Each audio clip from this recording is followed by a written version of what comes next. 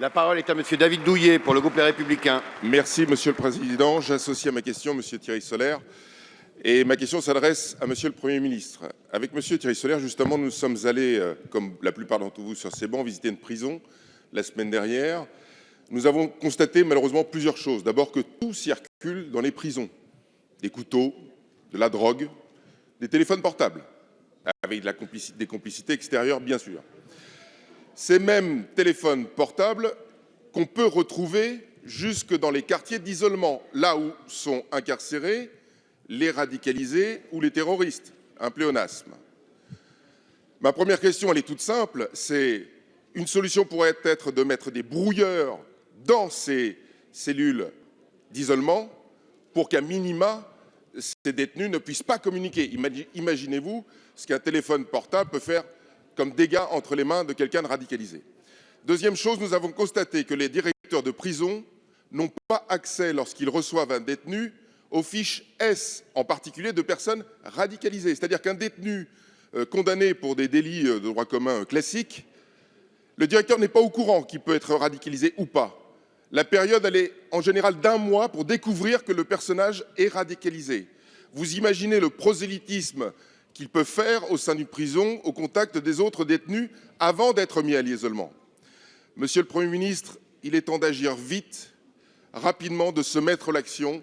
Les Français attendent ça pour plus d'efficacité. Merci, Monsieur Douillet.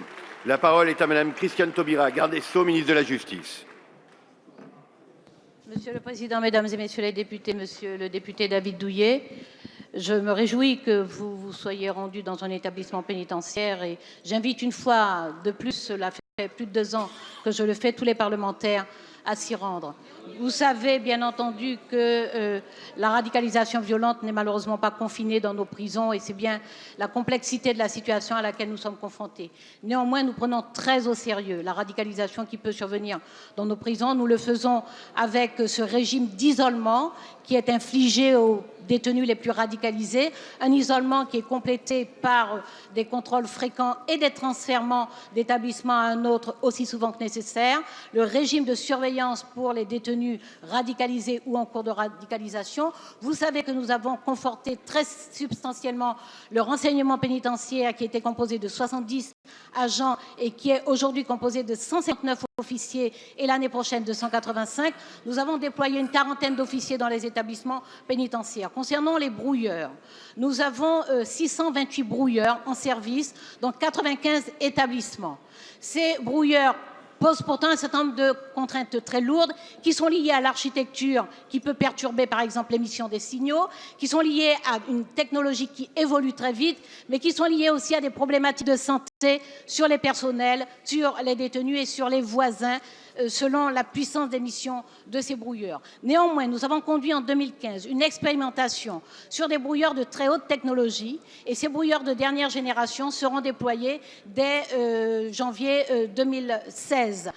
Nous avons des détecteurs de téléphones portables. Nous en avons 289. Il y en aura 346 d'ici à la fin de l'année, ce qui couvrira 80% de nos établissements. Par ailleurs, nous avons recruté 140 agents spécifiquement pour effectuer des fouilles sectorielles qui sont plus fréquentes et plus légères. Voilà, Monsieur le député, l'essentiel des dispositions technologiques mises en place. Merci, Madame la Ministre.